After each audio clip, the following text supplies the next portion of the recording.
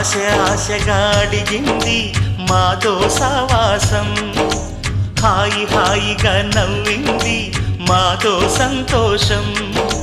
మధురమైన మమకారం మా ఇంటి పేరు అంటే, మనసు మీటు అనురాగం మా మాట తీరు అంటే, బతుకంటే ఎంత బాగుంటుందా అనుకోదా లోకం. ఇటువంటి వింత తను చూసిందా అనుకోదా స్వర్గం.